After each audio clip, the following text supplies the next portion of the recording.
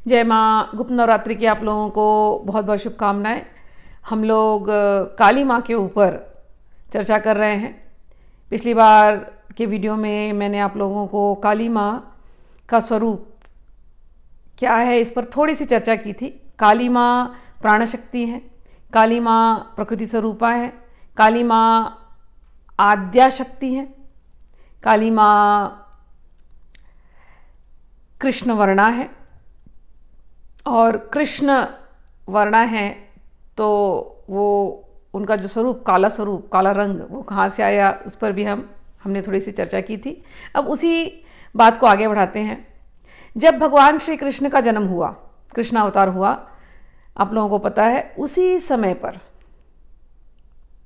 योग माया रूप में काली माँ भी आई हैं। तो हम लोग काली का जन्मदिन और श्री कृष्ण का जन्मदिन उसी दिन मनाते हैं जिस दिन कृष्ण अवतार होता है, उस दिन काली का अवतार होता है और योग माया के रूप में। और ये योग माया जो है वो प्रकृति है, बिना प्रकृति के कुछ होता नहीं है। भगवान कृष्ण की 3 शक्तियां हैं। एक होती है अंतरंगा शक्ति, बहिरंगा शक्ति और एक तटस्था शक्ति। भगवान कृष्ण अंतरंगा शक्ति से जो आनंद लेना है, अंतरंगा शक्ति जो उनकी होती है वो लादनी शक्ति, उनको आनंद देने वाली शक्ति। तो सारी की सारी जैसे लक्ष्मियाँ हुई या श्रीमती राधा रानी हुई, रुक्मिणी जी हुई, द्वारका की रानियाँ हुई, ये सब भगवान कृष्ण को आनंद देने के लिए हुई हैं। और यही एक शक्ति बहिरंगा शक्ति होती है। वो बहिरंगा शक्ति जो है वो योग माया के रूप में हर जगह रहती है। भगवान कृष्ण को ये खेल करना है तो योग माया, मैंने आप लोगों से कहा था ये दोनों भाई बहन हैं तो ये मिलकर के खेल खेलते हैं। ये सृष्टि बनाना ये इनके लिए खेल है। जैसे कोई बच्चा समुद्र किनारे जाता है और खूब उससे वो रेत लेकर के खूब महल बना दे और पूरा सिटी बना दे रेत का। फिर पूरे दिन खेलने के बाद जब उसका दिल भर जाता है तो महल तोड़ ताड़ के पैर से लात मार के वो मिट्टी को ख़त्म करके चला जाता है। तो ये भगवान के बारे में कहा जाता है, वेदों में एक वाक्य आता है, स एकाकी न रमते। उनको अकेले मज़ा नहीं आ रहा था, उनको आनंद नहीं आ रहा था, उनको खेल खेलना था। बोले चलो सृष्टि बनाई जाए। सृष्टि उनका खेल है। अब सृष्टि बनाई जाए और सृष्टि बना करके फिर उसको संभालेगा कौन? इनको अपना आनंद भी लेते रहना। तो इनको जो आनंद लेने वाली जो शक्ति है भगवान की, वो अंतरंगा शक्ति है। वो एक शक्ति काम करती है। दूसरी बहिरंगा योग माया, वो कहती है चलो ठीक है खेल करते हैं। अब वो योग माया के रूप में ये जो कुछ भी हम देख रहे हैं, ये पर्वत देखते हैं और नदी के झरने देखते हैं, नदी देखते हैं, समुद्र देखते हैं, ये धरती में जो कुछ भी जीव जंतु प्राणी पेड़ पौधे जो कुछ भी हम देखते हैं, ये सब भगवान का खेल, ये स्पोर्ट्स है, ये एरेना है उनका, स्पोर्ट्स एरेना।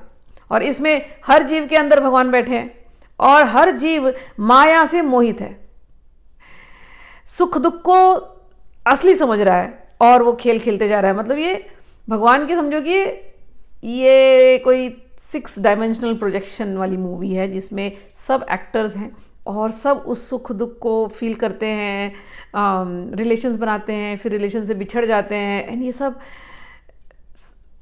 उसमें खोए रहते हैं। तो ये खोए कैसे रहते हैं? वो जो शक्ति है जो सबको बांध करके रखती है वो है योग माया। उसी योग माया का नाम है काली। तो काली को मैंने कहा जैसे जब दोनों का जन्म होता है तो एक कृष्ण पैदा होते हैं तो ये इनका नाम हो जाता है कृष्णा। दोनों अंधेरे में पैदा हुए हैं, एकदम अंधेरी रात में। तो ये कृष्ण हो गए, ये कृष्णा। कृष्णा का अर्थ है काली या नीली, या और एक अर्थ है कृष्ण, वो जो कृष्ण जो रूट है उससे उसका अर्थ होता है आकर्षण। जीव का सहज आकर्षण भगवान की तरफ होता है, सहज आकर्षण। जैसे मैंने कहा बचपन में जब आप छोटे थे आपको किसी ने नहीं सिखाया कौन है देवी, कौन है देवता, क्या नाम है, आपको कुछ नहीं पता। आप हिंदू हैं कि क्या हैं आपको कुछ नहीं पता। आप देवी के भक्त हैं कि विष्णु के भक्त हैं कि शिव के भक्त हैं, आपको कुछ नहीं पता। फिर भी छोटे थे तो जब बहुत कभी घबराहट हो जाए या कुछ कुछ चाहिए तो आंख बंद करके किसको प्रार्थना करते थे? मैंने कहा जिसको भी तुम प्रार्थना करते थे वो अंधेरे में दिखाई नहीं दे रहा है, लेकिन आपको पता है कि वो है। तो किसी किसी को वो मदर फिगर नजर आती है, वो जो है, और किसी किसी को वो फादर फिगर नजर आते हैं। किसी किसी की भक्ति शिव की तरफ हो जाती है, किसी किसी की भक्ति देवी की तरफ हो जाती है, किसी किसी की भक्ति विष्णु की तरफ हो जाती है, किसी की भक्ति सूर्य की तरफ हो जाती है, किसी की तरफ गणेश, किसी की भक्ति गणेश की तरफ हो जाती है। वो जो अंधेरे में पहले दिख रहे थे, दिख नहीं रहे थे, मतलब अंधेरा था, पता है कि अंधेरा है और यहां है, वो बाद में कोई ना कोई आपको ज्ञान देता है, फिर बाद में वो एक फॉर्म ले लेते हैं। तो कृष्ण या कृष्णा, ये काली माँ का एक नाम है। तो इसका अर्थ क्या है कृष्णा का? कि जिसकी तरफ नेचुरल आकर्षण हो, जिसकी तरफ सभी जीवों का आकर्षण हो, सभी जीव आकर्षित होकर के इसी के पीछे हैं। जैसे माया, योग माया ने अपनी माया फैला के रखी है सब जगह, और हमारा सबका ध्यान इस माया में लगा हुआ है। लगा हुआ है कि नहीं? हम सब माया को देख के आकर्षित होते हैं। माया किस रूप में आती है? अरे रूप के रूप में आती है ना? कोई सुंदर दिखाई दे गया तो बस आकर्षण हो गया। रस, अच्छी अच्छी खाने की चीजें मिल जाए, गंध, फ्रैग्रेंसेस, कहीं अच्छी खुशबू आ रही है, तो कहीं रास्ते पे ट्रैवल करते हुए ट्रेन में जा रहे हैं और दूर से ट्रेन स्टेशन पे रुका गाड़ी, और वहाँ से आपको कहीं से दूर से स्मेल आ रही है अच्छी वाली, हाँ लग रहा है वहाँ कहीं पूरी बन रही है, अब रिक्वेस्ट आ गई जाओ भाई वो पूरी लेके आओ स्टेशन से। तो गंध, शब्द, किसी किसी की बातें सुनने में बड़ी अच्छी लगती हैं, सुनते रहो ऐसा लगता है। तो शब्द और स्पर्श, स्पर्श छूने से, ये सारे माया के खेल हैं। ये माया के अलग अलग रूप हैं जिसमें आदमी फंसता है, जिसमें उसके आकर्षण है। ये आकर्षण जो है वही काली है, काली यानी कृष्णा। तो एक है भगवान श्री कृष्ण जिनके तरफ भी आकर्षण होता है, वो भगवान है, और एक है कृष्णा जिन्होंने ये खेल बना करके रखा है और उस खेल में सारे जीव फंसे हुए हैं। ये माया स्वरूपिणी, ये योग माया। तो कृष्णा का अर्थ जिसकी तरफ सबका नेचुरल आकर्षण हो, ये एक अर्थ आप लोग समझ गए। अब उनके कलर पे फिर से जाते हैं। हमारे यहाँ सभी भगवान को ऑलमोस्ट सिमिलर कलर दिया है। शिव जी को भी सेम कलर दिया, नीला, नीलकंठ बोलते हैं उनको। रामचंद्र को भी ऑलमोस्ट ग्रीन कलर दिखाते हैं, कई बार ब्लू भी दिखा देते हैं, कभी कभी गोल्डन भी दिखा देते हैं।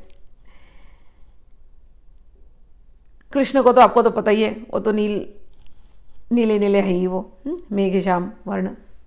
काली माँ को ऐसा वर्ण दे दिया। क्यों देते हैं ऐसा वर्ण? क्या दिखाता है, क्या सिग्निफाई करता है, ये प्रश्न करना चाहिए।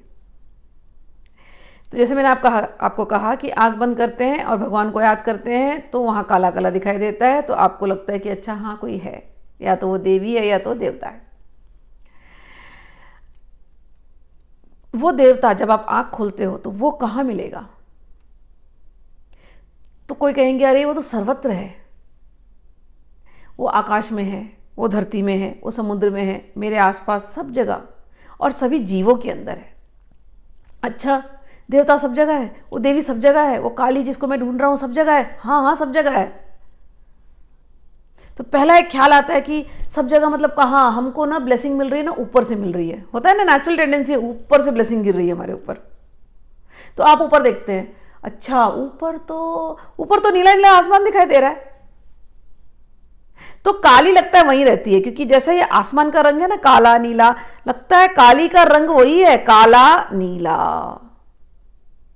जैसे ये आसमान सर्वत्र फैला हुआ है, ऐसी ही काली मेरी सर्वत्र फैली हुई है।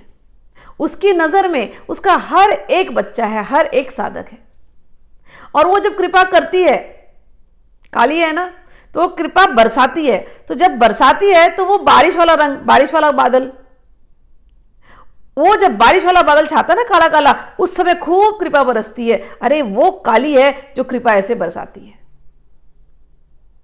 तो काली सर्वत्र है जैसे ये आकाश है। अच्छा, तो आकाश का रंग नीला है, इसलिए काली भी नीली या काली है। कभी कभी हम समुद्र में जाते हैं, समुद्र को दूर से देखते हैं, तो समुद्र का रंग क्या दिखाई देता है? नीला, कभी कभी ग्रेइश भी दिखाई देता है। कुछ कुछ समुद्र ऐसे हैं जो काले से हल्के ग्रेइश दिखाई देते हैं, कभी कभी हरा दिखाई देता है, ठीक, दूर से दिखाई देता है। लेकिन जब आप नज़दीक जाते हो और उस जल को हाथ में लेते हो, वो जल का रंग क्या है? जल का तो कोई रंग नहीं है। दूर से लेकिन क्या लग रहा था? अरे नीला नीला समुद्र है। ऐसे ही आकाश का कोई रंग है क्या?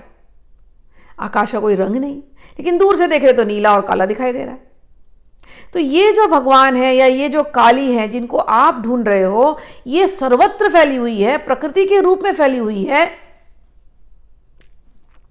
जैसे ये आकाश सब जगह फैला हुआ है, जैसे वो जल पूरी पृथ्वी में 70% जल है, जैसे जल सर्वत्र फैला हुआ है, जल के बिना जीव नहीं रह सकता, जैसे इस आकाश को मापा नहीं जा सकता, ये दिखाई हो देख करके भी इसको पकड़ा नहीं जा सकता, जैसे वो जल उसकी गहराई को मापा नहीं जा सकता, ये सारे के सारे नीले नीले दिखाई दे रहे हैं। एक का गहराई मापा नहीं जाता, एक की लंबाई चौड़ाई मापी नहीं जाती, एक दिखाई देता पकड़ा नहीं जाता, एक दिखता है जल को देखो तो उसको आप ले सकते हो किसी कंटेनर में। हाँ, लेकिन वो दोनों के रंग ही नीले हैं। क्या दिखाते हैं कि सब जगह जैसे ये फैले हुए हैं आकाश या जल, ऐसे ही मेरी काली सब जगह फैली हुई है। ऐसा कोई कॉर्नर नहीं है जहां काली का प्रेजेंस नहीं हो। काली को कहते हैं प्रकृति। गीता में एक श्लोक आता है, भूमि रापो अनलो वायु खम्मनो बुद्धिर एवच अहंकार इति यम में भिन्ना प्रकृतिर अष्टधा। गीता में ये श्लोक आता है कि प्रकृति जो है वो अष्टधा प्रकृति है, 8 चीजें हैं प्रकृति की। खम यानी आकाश, वायु एयर,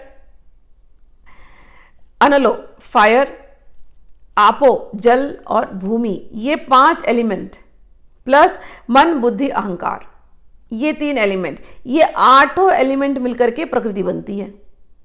प्रकृति कौन है? काली मां। काली मां कौन है? योग माया। एक ही नाम है प्रकृति, काली मां, योग माया, एक ही चीज को डिनोट करते हैं, ठीक। तो जैसे भूमि सर्वत्र फैली हुई है, रेत का क्या रंग है? कहीं काली है ना, रेत ब्राउनिश डार्किश, अलग उसका शेड है। तो जैसे ये भूमि सर्वत्र फैली हुई है, ऐसी ही हमारी काली मां सर्वत्र फैली हुई है। जैसे जल सर्वत्र फैला हुआ है, ऐसी ही हमारी प्रकृति योग माया काली मां सर्वत्र फैली हुई है। जैसे अग्नि, अग्नि हर एक के अंदर है, हर एक के अंदर। हमारे अंदर डाइजेस्टिव फायर बन करके है। हमें क्रोध आता है तो कितनी अग्नि जलती है, बॉडी जलने लगता। प्रेम की अग्नि, या हम अग्नि कहीं भी प्रकट हो सकती है। 2 पत्थर लो, घिस दो, अग्नि आ जाएगी। कभी कभी टायर एकदम जोर से रोड पे घसीटोगे तो स्पार्क निकलता है ना, तो अग्नि है तभी तो स्पार्क निकला ना, ऐसे कहीं से तो आ जाएगा क्या? नहीं आएगा ना। फ्रिक्शन से अग्नि निकलती है। तो अग्नि की प्रेजेंस दिखाई नहीं दे रही है, अग्नि दिख नहीं रहा है। अर्थ और पानी तो दिख रहा है, भूमि और जल तो दिख रहा है, लेकिन अग्नि दिखाई नहीं दे रही है। जैसे अग्नि कहीं दिखाई नहीं दे रही है, ऐसे ये काली कहीं दिखाई नहीं देती, लेकिन ये है सर्वत्र। इसके बिना ना वो अग्नि है, ना वो धरती है, ना ये जल है। इसी ने धारण करके रखा हुआ है। योग माया है, ये प्रकृति है, भिन्ना प्रकृति अष्टधा। तो जैसे धरती सर्वत्र फैली, जैसे जल सर्वत्र फैला हुआ है, पानी, जैसे अग्नि सर्वत्र फैला हुआ है, जैसे वायु हम फील करते हैं लेकिन ना देख सकते नहीं उसको। वायु जैसे सर्वत्र फैली हुई है, ये योग माया, ये प्रकृति, ये काली माया सर्वत्र फैली हुई है। और जैसे आकाश सर्वत्र फैला हुआ है, ये योग माया, ये प्रकृति, ये काली सर्वत्र फैली हुई है। मन, काली का और एक, प्रकृति का एक और एलिमेंट है मन। हमारा मन सर्वत्र फैला हुआ है। बैठे यहाँ पर और बैठे बैठे वृंदावन के बारे में सोच रहे हैं, बैठे अमेरिका में वो सोच रहे हैं वृंदावन के बारे में, बैठे यहाँ पर सोच रहे कामाख्या के बारे में, बैठे यहाँ पर चले गए जगन्नाथपुरी। मन कहीं भी जा सकता है। मन को किसने रोका है? मन को कोई रोक सकता है? तो मन जैसे सर्वत्र फैला हुआ है और इतना ये सूक्ष्म है, ये मन का अस्तित्व ही काली माँ है। ये मन काली माँ में एक हो सकता है। और ऐसे ही बुद्धि, मन, बुद्धि और अहंकार, ये जैसे सभी जीवों के अंदर है, हर एक के अंदर बुद्धि का कोई ना कोई है। बुद्धि के बिना कोई कुछ कर नहीं सकता ना। जानवर के अंदर भी बुद्धि होती है, पेड़ के अंदर भी होती है। और अहंकार, ये तीनों मन, बुद्धि, अहंकार प्लस वो जो पंच धातु, पंच महाभूत, ये आठों मिलाकर के प्रकृति बनती है। ये प्रकृति कौन है? ये योग माया है। इनकी वजह से ही सारे जीव माया में फंसे हुए हैं और ये आकर्षण का खेल, माया के आकर्षण का खेल चल रहा है। यदि जीव को मुक्ति चाहिए तो जीव या तो कृष्ण के पास चले जाए या तो काली के पास चले जाए, कृष्णा के पास चले जाए, और जीव कस के इनके चरणों को पकड़ ले और कहे कि बस मैं समझ गया, माया का खेल तुम्हारा ही है मां, अब इस माया से हमको हटना है, आप कुछ कीजिए। तब जब काली ये देखती है, जब कोई सरेंडर्ड जीव उसके पास आता है, तो काली तो स्वयं मायातीत है। काली की माया है लेकिन माया उसके कंट्रोल में, काली मायातीत है। और जो कोई भक्त काली के पास चला जाता है वो भी मायातीत हो जाता है। काली दिगंबरा है, कपड़े नहीं पहनाते काली को, काली दिगंबरा। दिगंबरा का अर्थ वही है कि सर्वत्र उसकी शक्ति, माया पतली सी एक शक्ति है जो दिखती नहीं, इतनी सूक्ष्म, मन से भी सूक्ष्म, बुद्धि से भी सूक्ष्म, अहंकार से भी सूक्ष्म एक माया शक्ति है। उस माया को इस काली ने ओढ़ के रखा है, लेकिन काली खुद माया से परे है। ये जो काली, जो दिगंबरा है, ये माया से परे है। जो काली के पास जाते हैं वो भी माया से दूर हो जाते हैं। काली मुक्त केशी है, बाल खुले हैं काली के, शी इज फ्री, उसको कोई नहीं बांध सकता। उसको प्रकृति के और 3 गुण है, रजोगुण, सत्वगुण, तमोगुण, वो उसी से आए। वो मुक्त केशी है, उसको न रजोगुण बांध सकते हैं, न तमोगुण बांध सकते हैं, न सतोगुण बांध सकते हैं, वो त्रिगुणातीत है। और जो काली का भक्त होता है, जो सच में काली के चरणों को पकड़ ले केवल काली के लिए, वो भी त्रिगुणातीत हो जाएगा। तो काली के आज 3 स्वरूपों को हमने समझा। एक कि वो मुक्तकेशी है, यानी कि वो गुणातीत है, वो माया में बंध नहीं सकती। माया केश के समान है, मतलब माया केश दिखाएंगे तो अंधकार, तो ये माया तमोगुणी या रजोगुणी सतोगुणी है, ये वो है नहीं काली। काली इसके बियॉन्ड है। काली दिगंबरा है, मतलब उसने माया की चादर को ओढ़ के रखी है, लेकिन वो माया से परे है। और काली कृष्णा है, कृष्णा यानी कि जिसके तरफ सबका सहज आकर्षण हो, काली वो है। आज काली के इतने स्वरूपों को स्मरण करते हुए काली माँ को नमस्कार करते हैं। आगे काली के और स्वरूपों का चर्चा करेंगे। काली माँ के स्वरूप इतने सुंदर सुंदर हैं, एक एक चीज़ उनकी आप निहारोगे तो इतना प्यार आएगा उनके ऊपर, है ही ना कृष्णा तो आना ही है। चलिए आज के लिए यहीं पर एंड करते हैं। जय माँ, जय माँ काली।